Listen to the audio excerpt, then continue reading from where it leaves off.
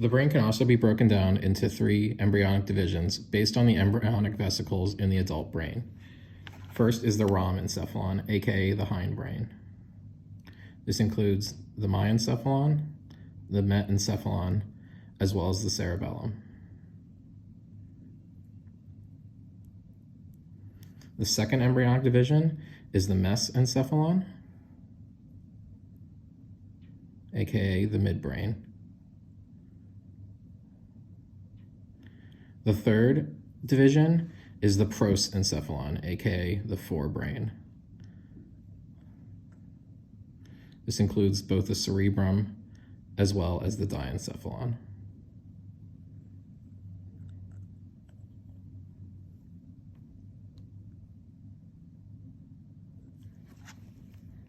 Let's take a look at the 3 main components of the brain, starting with the brainstem.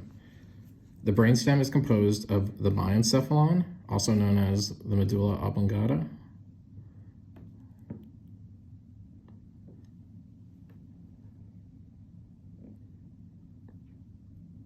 the metencephalon, aka the pons,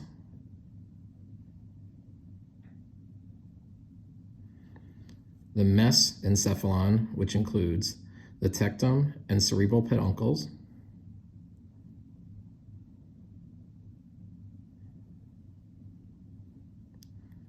and finally the diencephalon, which contains many of the important structures such as the thalamus, hypothalamus, hypophysis, and optic tracts.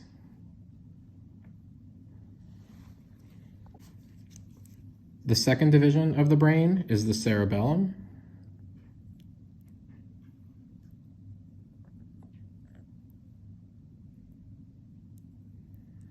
This aspect provides coordination and balance to motor functions, as well as maintaining body posture and equilibrium.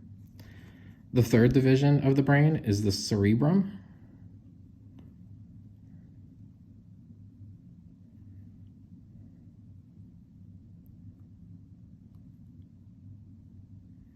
This portion of the brain carries out a large variety of complex functions. It receives and processes sensory information, is in charge of voluntary motor function, processes complex thoughts and information, and is responsible for memory and behavior. Let's take a more in-depth look at the key components of the brain, starting in the hindbrain with the rhomboencephalon.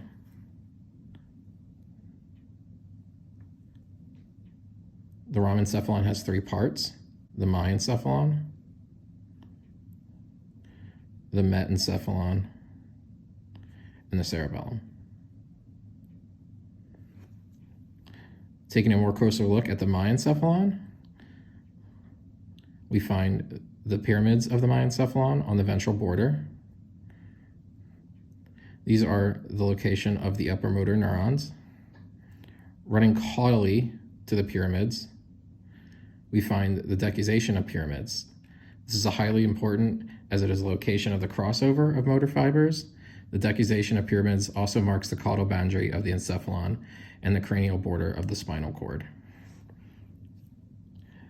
The diencephalon also contains cranial nerves 6 through 12, contains motor neuron nuclei, and is in charge of cardiovascular and respiratory control. Now moving rostrally from the diencephalon, we find the metencephalon, also known as the pons.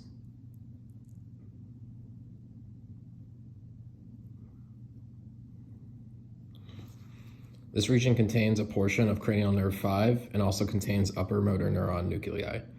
Between the diencephalon and the pons, you will find the rhomboid fossa on the dorsal border. This is also the floor of the 4th ventricle, and there are many nuclei located here, and it is a common site for tumor formation. Included within the rhomboencephalon is the cerebellum.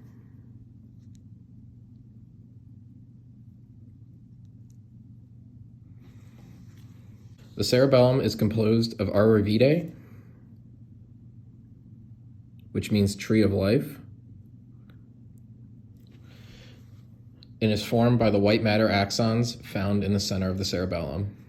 The cerebellum also has folias,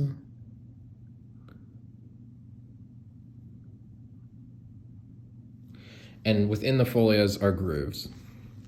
Next, we move rostrally to the second embryonic division, the mesencephalon.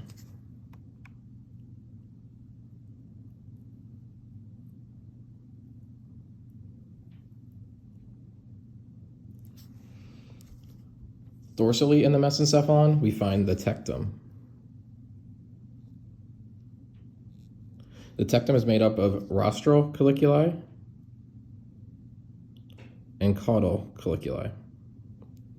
The rostral colliculi are larger than the caudal colliculi and are responsible for the visual reflexes. The caudal colliculi are responsible for auditory reflexes. Just ventrally to the tectum, we find the mesencephalic aqueduct.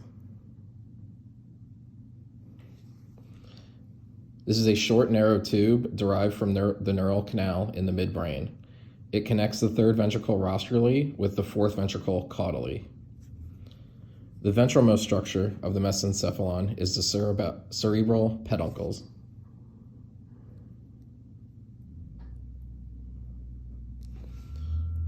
The peduncles make up the floor of the mesencephalic aqueduct and carries motor neurons from the brain traveling to the brainstem.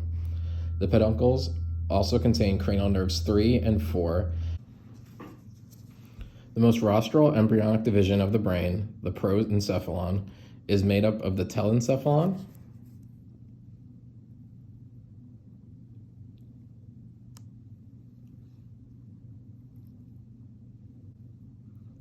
and the diencephalon.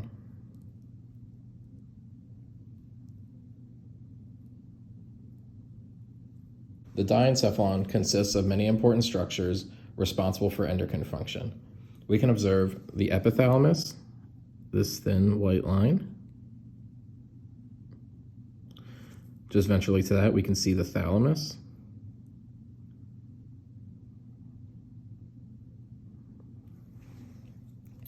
Moving ventrally again, we can see the hypothalamus.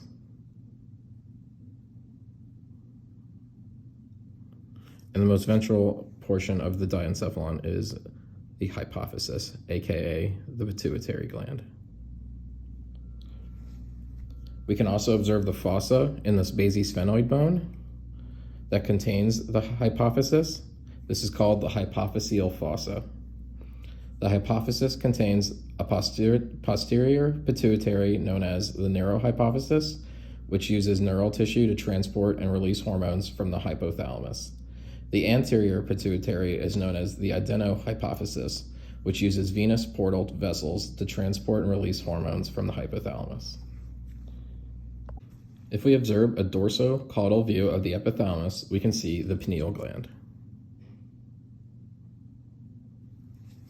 The pineal gland resembles a pine cone and produces the hormone melatonin, which is responsible for modulating sleep patterns. We can also observe a piece of the optic chiasm. This is the location where the optic nerves cross over. The optic chiasm is related with the presphenoid bone as it sits in the chiasmatic groove. Just rostrally to this is the optic canals, where the optic nerve travels through.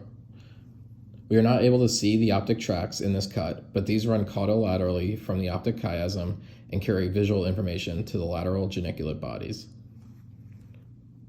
Let's review more on the telencephalon. This is a transverse section of the canine head.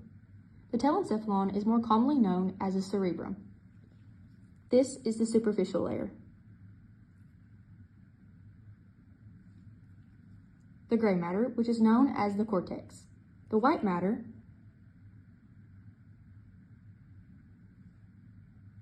which is axons or fibers, connects superior with inferior levels of the cortex and nuclei. The fibers of the white matter are divided into three main groups: association, projection, and commissural. While association fibers cannot be seen in this type of dissection, it is important to note that these are fibers that associate areas in the same side. Projection fibers communicate superior with inferior areas and vice versa. Commissural fibers communicate contralateral areas, so right and left and vice versa. The largest commissural fiber we can see is the corpus callosum. It is the commissural pathway for axons crossing between the Neopallium of each cerebral hemisphere. Next, we see some basal nuclei. This can be found on the floor of the lateral ventricles.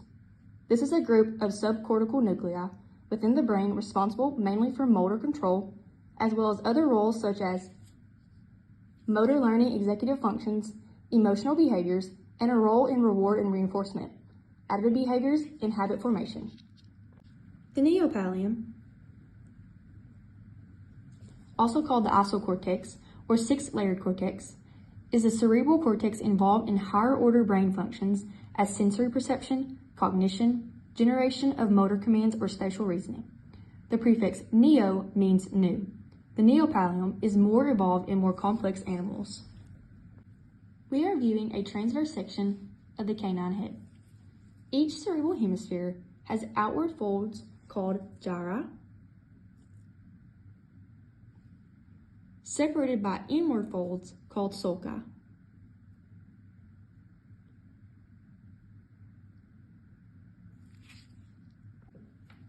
If we view a sagittal section, we can better see the hemispheres of the brain divided into lobes.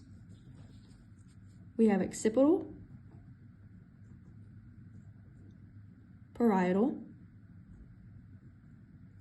frontal, and olfactory.